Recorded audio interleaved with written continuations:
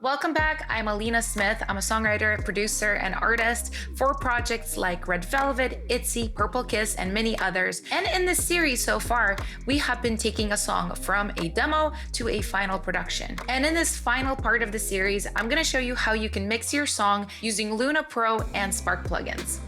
When I mix pop songs, I find that the most important elements to me are the lead vocals, the kick, the snare, and the bass. If those elements are sitting right, everything else falls into place much easier. Now, we did address our vocal mix in the last video of this series. Let's just hear it for reference. When I'm with you, I can see 2 moons up in the same sky. But now let's go ahead and address some of the other single elements that I think are very crucial for a mix. Let's take a look at kicks. I have 2 kicks actually in this project, the verse kick and the chorus kick, which sound like this. I do really like how these sound soloed, but when I listen against the track, I do feel like they could be hitting a bit harder.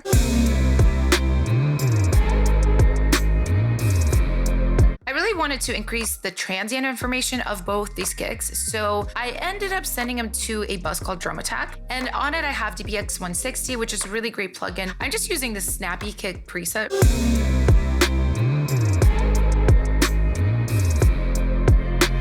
You can definitely hear it poking through the mix more. What I also did for both the kicks is I created a kick bus and I'm running it into Neve summing here. I have it on the low impedance setting, which really kind of fattens up drums. Let's hear it with the summing in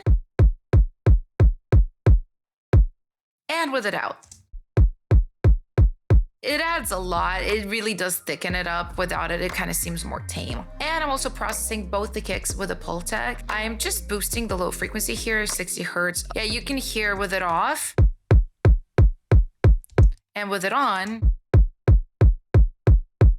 that sub just pushes through a little bit more. Next, we're gonna take a look at the 808. So just to remind you guys, it sounds like this.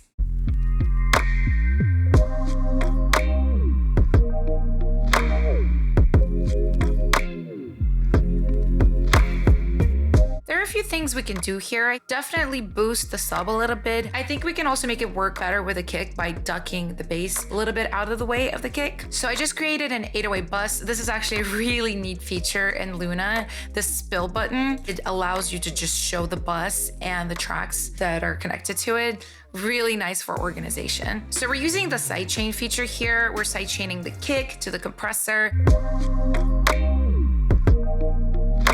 You can definitely immediately hear that kick cut through better. If you listen without it, there's a lot less definition coming from that kick. Next, I'm using Pultec again to boost the low frequencies. This time it's 30 Hertz because we did 60 on the kick, just to differentiate them a little bit. Plus, it's an 808. It's very sub heavy, so that's what we want to emphasize.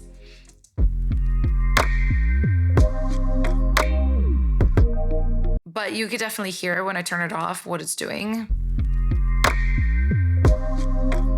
And finally, I'm adding distressor here, not to compress. It's in 1:1 ratio, so there is no compression. Yeah, we're just using it for the distortion. And let's check it out.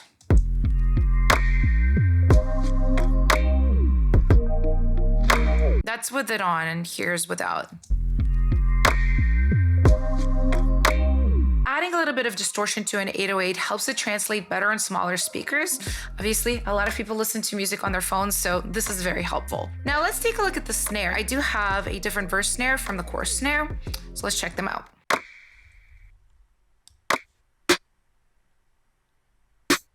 So I'm thinking both could use a little more mid-range information, especially if you listen against the track. Yeah, I want to hear the snare, and right now I hear it. Dink. I've gone ahead and created a bus here for these snares. First, let's go ahead and put on Neve summing. This is without. And this is with it in.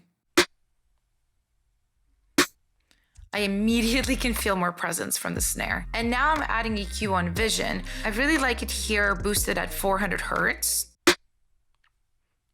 It's really nice. You can tell with it off. It's so much less substantial. And then I'm adding a little bit of a sheen at 10K as well. Let's hear it on the verse snare. And finally, to help the snare cut through the track even more, I'm sending it to the same bus that we used for the kick with the DBX 160. Yeah, and you can really hear the difference with all of this processing because this is before any of this.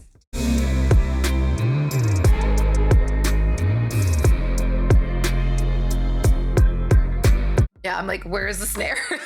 Where is it? And this is with everything we just did in.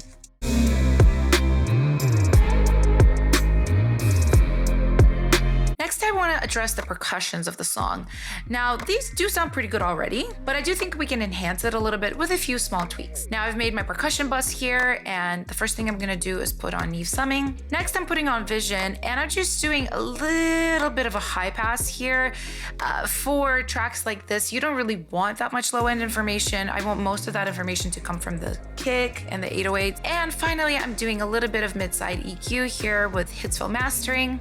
I am boosting at 12.5 and at 5,000 because a lot of these percussions are pretty bright, like this top loop here, for example. So it's really nice to have that top end information spread a little bit, increased on the sides. Yeah, let's hear it in the mix now.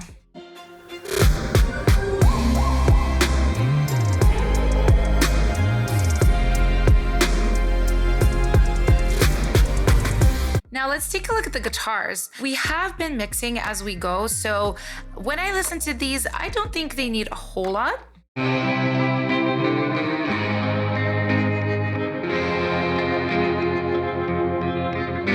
would just like to add some of those finishing touches to it. So I busted out, I'm putting API summing on it. It's a little bit cleaner than the Neve summing, and these guitars are already saturated. And I'm adding API 2500 on this electric guitar preset.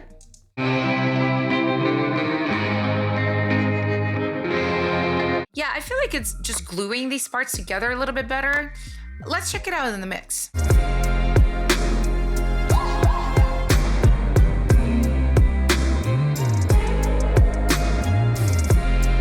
I want to take a look at our effects here. So we have our vocal effects that I designed in the last part of the series, but I think something nice to tie all of these together would be to widen them subtly. And I'm using Studio D here. So, and then we're going to bust out our effects to it and just blend them in. Without it. Yeah, these types of moves are really subtle. I think it really helps add depth to the stereo image. Okay, so taking a look at my synth parts here, I do think they sound really good. Most of these were created with LUNA Pro or Spark instruments. So all the synths together sound pretty good already.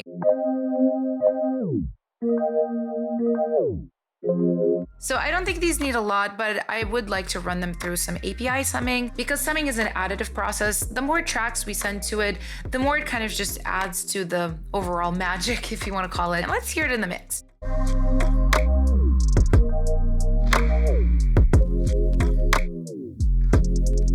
All right, and finally, let's talk about mastering this track. Now, I'm definitely not a mastering engineer. However, I do think it's really important to understand mastering, and you can always work with a mastering engineer by showing them your own master and giving them a good idea of what you want. Now, I did have this master chain on the entire time I was mixing, and this is important to note because a lot of the decisions I was making as I was mixing were affected by the mastering chain. So it is a big part of this mixing process. I am limiting here with the Sonics Oxford limiter.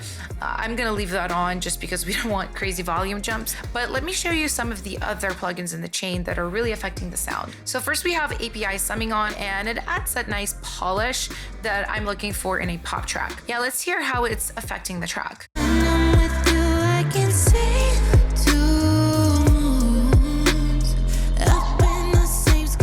And this is what it's gonna sound like with it off.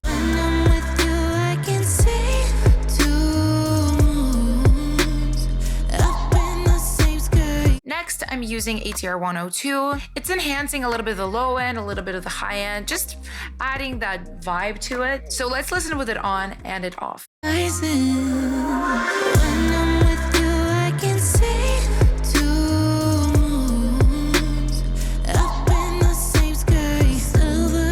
Let's hear without it.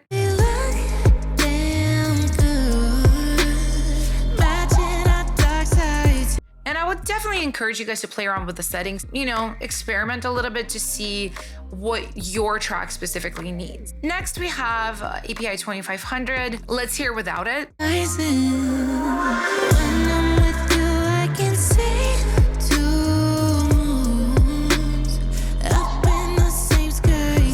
Yeah, it feels a little unglued to me without it. Adding a little bit of compression.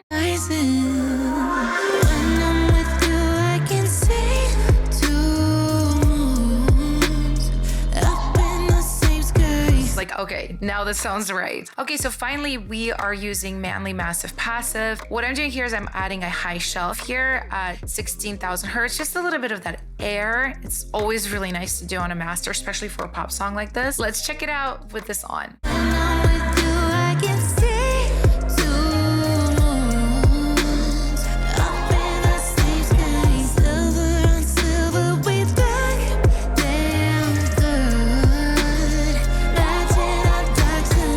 With it off.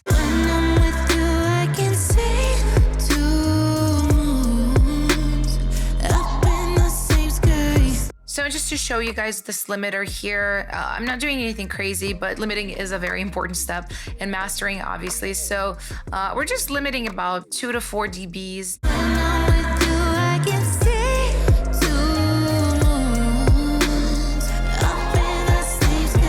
I'm really curious to check this out without any processing at all, just to see how Luna Pro and Spark are affecting this mix.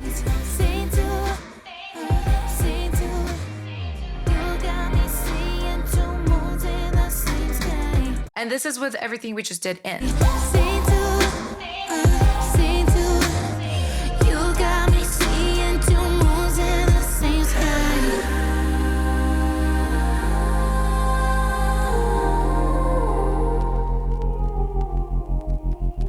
It's always fun to hear this without the processing and with, because it's such a big difference. I hope you guys enjoyed this series. Thank you so much for watching.